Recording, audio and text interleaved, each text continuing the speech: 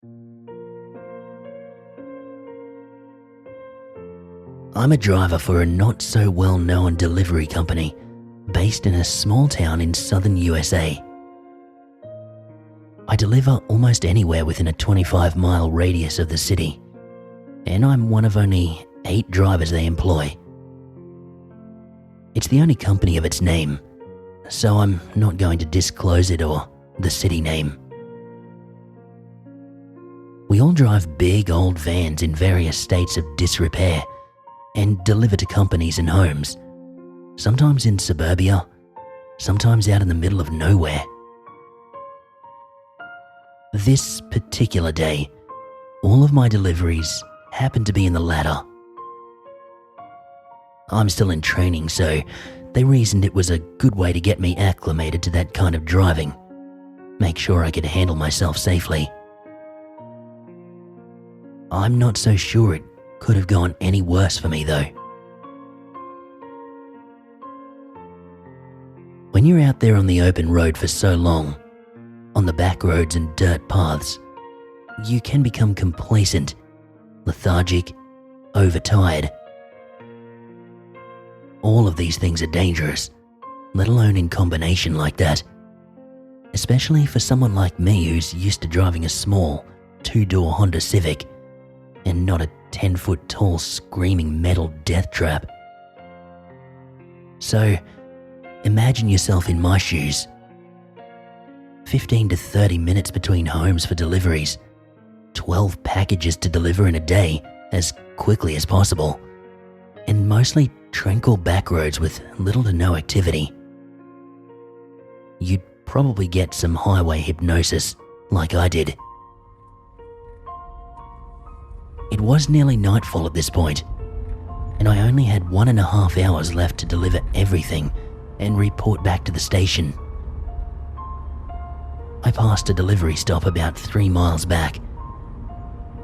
I still remember what happened next with vivid clarity. I'd muttered, "shit," under my breath, cursing myself for being so neglectful to my own duties.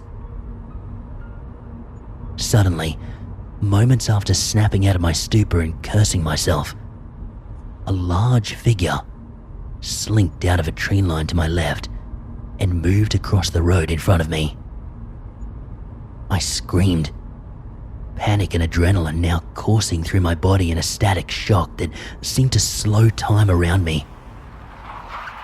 I managed to swerve just in time to avoid the thing, tire marks etching themselves in the road, the tires making an ungodly screeching noise as I righted myself and tried to take back my side of the road. I came to a stop outside of a long, narrow gravel driveway, one that my van would definitely not fit down. At least, not without a large risk for tipping into the ditches on either side. I recognized the address on the mailbox at the end of the driveway. Seems I had a package to deliver here. I stayed in my van for a moment, wondering if this was my anxiety and drowsiness coming together for a vivid hallucination. One that felt real, but a hallucination it had to be. After all, where I live there's nothing like bears or mountain lions. Nothing that would be as large as what my mind had tricked me into seeing. I spent the next 5 minutes in my van, calming myself down, drinking some water and slapping myself awake. I was just trying to reassure myself things like, it was just your mind playing tricks on you, or you're tired, you've been at this for 5 hours and didn't sleep well. I had finally mustered up the courage to exit the van, package in hand, and begin the walk down the seemingly infinite driveway. Of course, the driveway itself only took about a minute to walk down as I approached the house. A few lamps were dotted along the drive, with an interesting smelling scent. Due to company policy, We can only walk up paved ways towards the house, unless there is no available path to the area of delivery. Though, in this case, I think it might have saved my life. I walked down the driveway at a pace that one might consider to be a jog instead of a walk, and upon arriving at the customer's door, I gave a soft knock. For the sake of privacy, I'll just refer to the customer as the nickname my co-workers had given him. Delivery for Mr. One-Eye. There are plenty of stories my co-workers have shared about Old One-Eye, but most of them were something along the lines of Old One-Eye is a weird motherfucker, and variations thereof. I had never delivered to Old One-Eye, and I had always been interested in meeting him since I'd first heard the tales of him. An old Navajo Native American medicine man, from what stories he's relayed to my co-workers. I noticed, as I waited there at Old One-Eye's front door, that there was the tattered remnants of something in the front yard.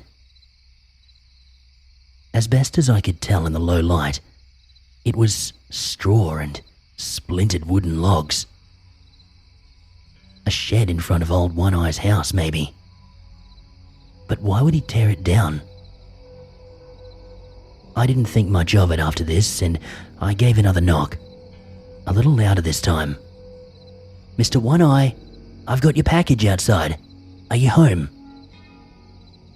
The only light on the old man's porch was a singular electric bulb, which seemed like it was on its last legs. Surprising, considering most amount of light on this property came from the lamps.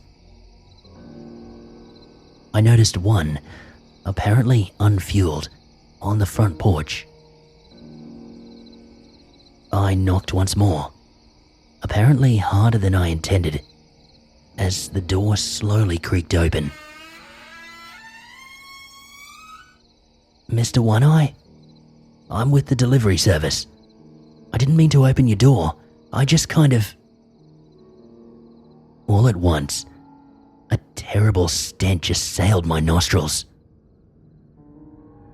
I saw a tall figure shifting in the low light of the house, and as I opened the door, I saw the unholy scene laid out inside.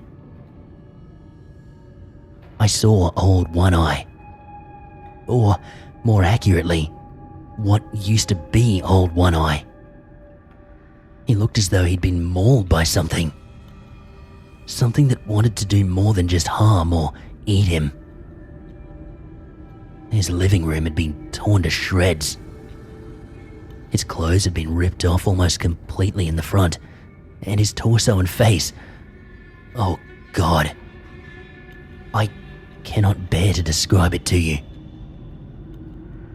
But I did notice what was in the room with him now. It looked like a wolf had had an unholy child with a crocodile, and what came out stood on two wolf legs, had the scaly exterior of a croc, mixed with dark, coarse fur, and its gaping maw held teeth. So many teeth. They looked like they didn't belong in a wolf's mouth. Crooked and hooked, and some of them looked as though they fought for dominance in the wolf's maw, growing into each other, pushing each other out of the way. The image of that thing will be burned into my mind for the rest of my life, and if there is an afterlife, for all of eternity. I did notice something even worse than that. Hooked into one of its claws on its, for lack of a better word, hands, was the remaining eye of Old One-Eye. It's as if this thing had a vendetta against him. I didn't know what to do. I didn't know what to think. I knew I couldn't save him. I mean, he was already dead.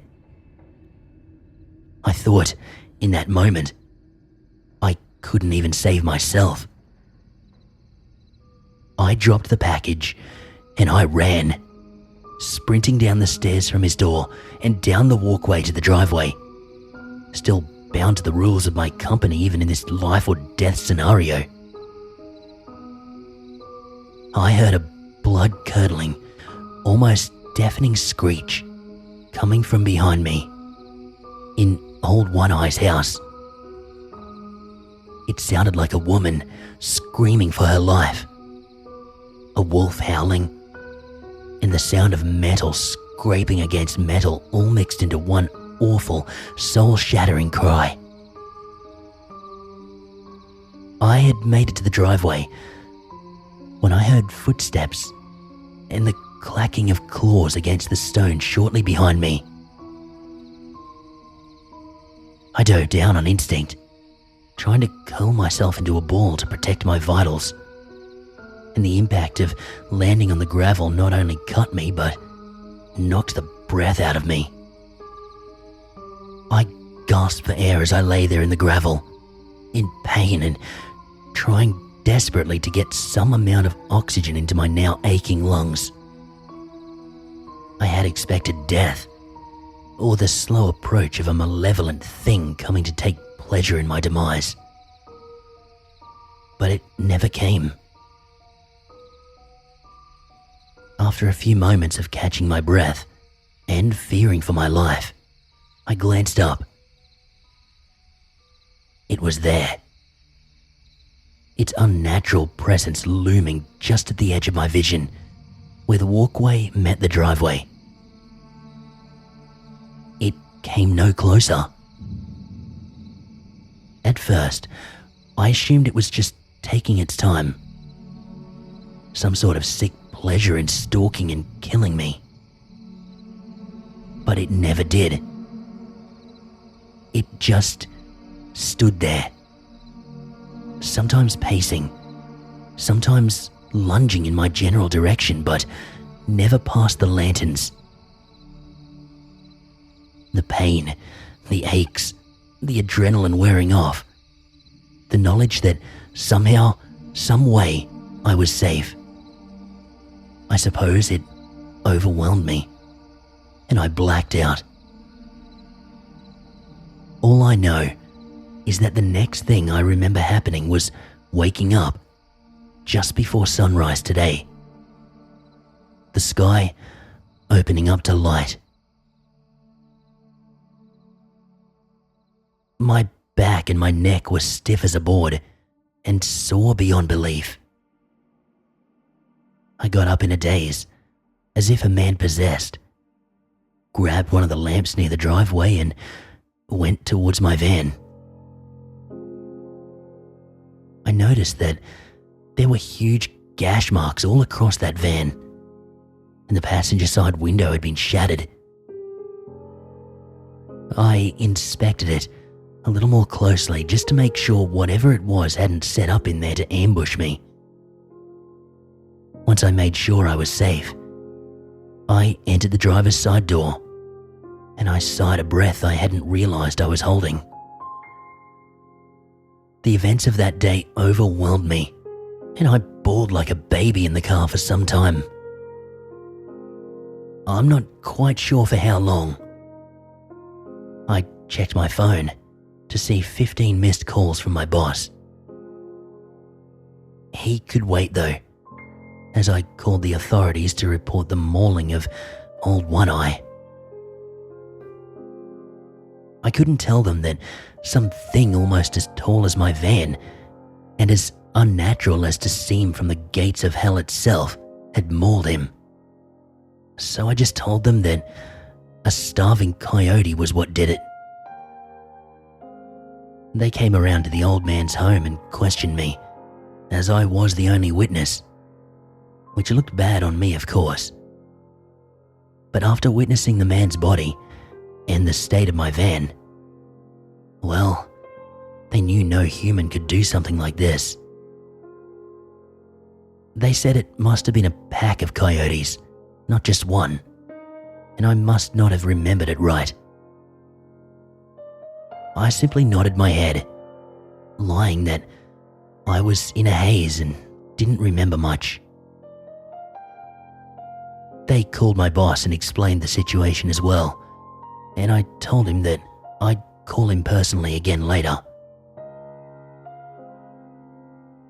After the cops called paramedics for me, my boss came to retrieve the now beat-to-hell van. I went off to the hospital when he did, and that's where I type this now.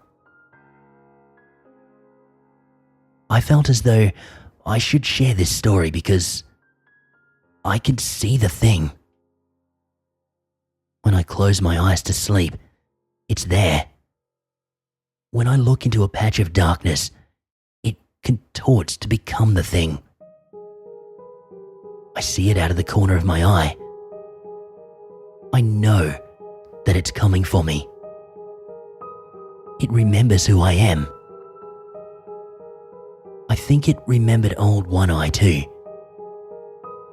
I think that it was what took his eye originally, and it came back to finish him off. Maybe it held a grudge against him.